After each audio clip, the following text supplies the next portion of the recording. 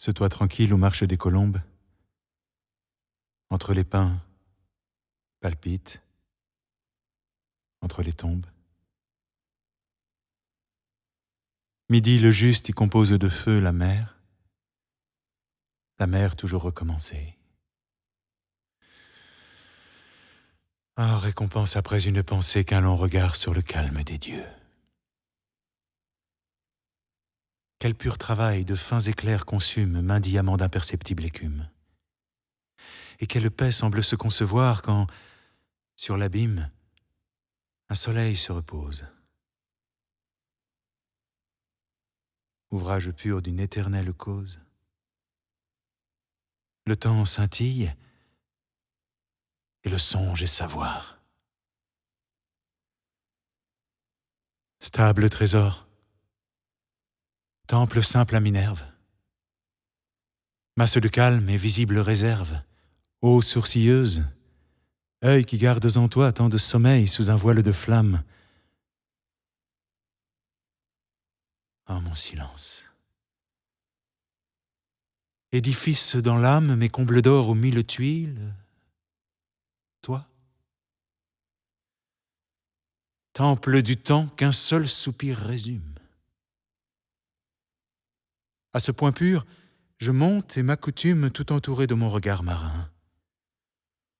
Et comme au Dieu, mon offrande suprême, la scintillation sereine sème sur l'altitude un dédain souverain. Comme le fruit se fond en jouissance, comme, en délice, il change son absence dans une bouche où sa forme se meurt, je hume ici ma future fumée. Et le ciel chante à l'âme consumée le changement des rives en rumeur.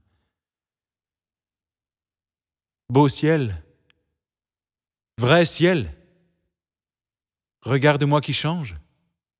Après tant d'orgueil, après tant d'étranges oisivetés, mais pleine de pouvoir, je m'abandonne à ce brillant espace. Sur les maisons des morts, mon ombre passe, qui m'apprivoise à son frêle mouvoir. L'âme exposée aux torches du solstice, je te soutiens, admirable justice de la lumière, aux armes sans pitié. Je te rends pur à ta place première. Regarde-toi. Regarde-toi. Mais rendre la lumière suppose d'ombre une morne moitié.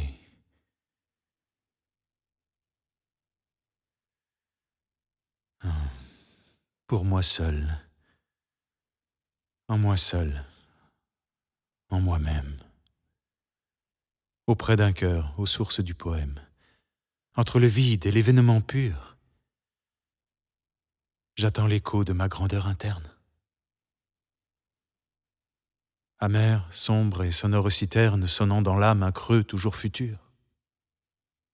Sais-tu, fausse captive des feuillages, golfe, mangeur de ces maigres grillages, sur mes yeux clos, secret éblouissant, quel corps me traîne à sa fin paresseuse? Quel front l'attire à cette terre osseuse? Une étincelle y pense à mes absents.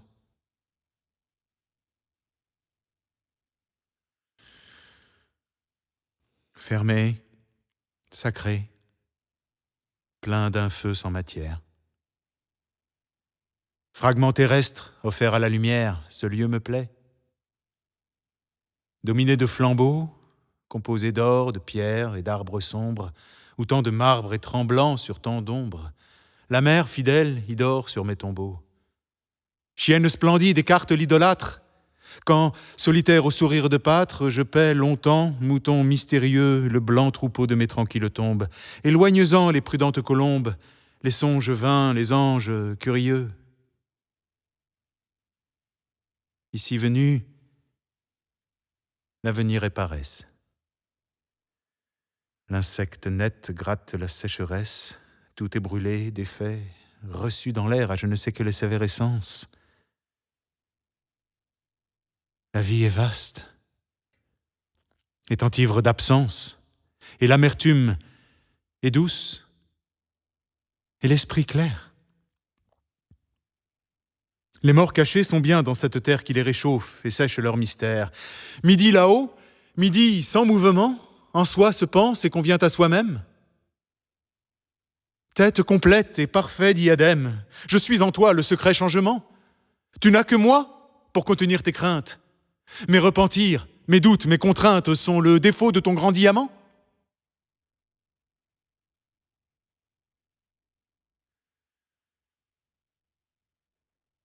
Mais dans leur nuit toute lourde de marbre, un peuple vague aux racines des arbres a déjà pris ton parti, lentement.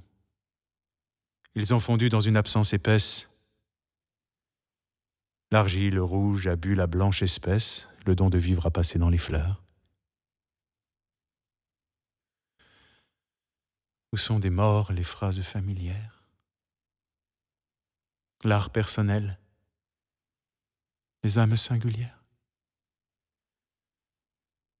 La larve file où se formaient les pleurs. Les cris aigus des filles chatouillées, les yeux, les dents, les paupières mouillées, le sein charmant qui joue avec le feu, le sang qui brille aux lèvres qui se rendent, les derniers dons, les doigts qui les défendent. Tout va sous terre et rentre dans le jeu. Et vous, grande âme, espérez-vous un songe qui n'aura plus ces couleurs de mensonge qu'aux yeux de chair l'onde et l'or font ici? Chanterez-vous quand serez vaporeuse? Allez. Tout fuit. Ma présence est poreuse. La sainte impatience meurt aussi. Maigre immortalité noire et dorée, consolatrice affreusement laurée qui de la mort fait un sein maternel, le beau mensonge et la pieuse ruse. Qui ne les connaît et qui ne les refuse ce crâne vide et ce rire éternel? Père profond, têtes inhabitées qui sous le poids de tant de pelletés hêtent la terre et confondez nos pas. Le vrai rongeur, le ver irréfutable n'est point pour vous qui dormez sous la table. Il vit de vie, il ne me quitte pas. Amour peut-être, ou de moi-même haine. Sa dent secrète est de moi si prochaine que tous les noms lui peuvent convenir, qu'importe. Il voit, il veut, il songe, il touche, ma chair lui plaît. Et jusque sur ma couche à ce vivant, je vis d'appartenir. Zénon! Cruel Zénon! Zénon d'Élée, m'as-tu percé de cette flèche ailée qui vibre, vole et qui ne vole pas? Le son m'enfante et la flèche me tue.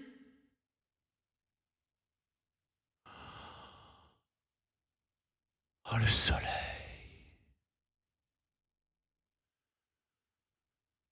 Quelle ombre de tortue pour l'âme.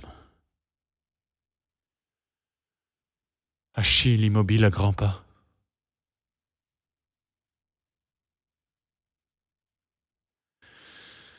Non, non. Debout dans l'ère successive. Brisez mon corps cette forme pensive. Buvez mon sein la naissance du vent. Une fraîcheur de la mer exhalée me rend mon âme en puissance salée. Courons allons d'en rejaillir vivant. Oui, grande mer de délire douée, peau de panthère et chlamyde trouée de mille idoles du soleil, hydre absolu, ivre de ta chair bleue qui te remord l'étincelante queue dans un tumulte au silence pareil. Le vent se lève. Il faut tenter de vivre. L'air immense s'ouvre et referme mon livre. La vague en poudre ose jaillir des rocs. Envolez-vous, page tout éblouie.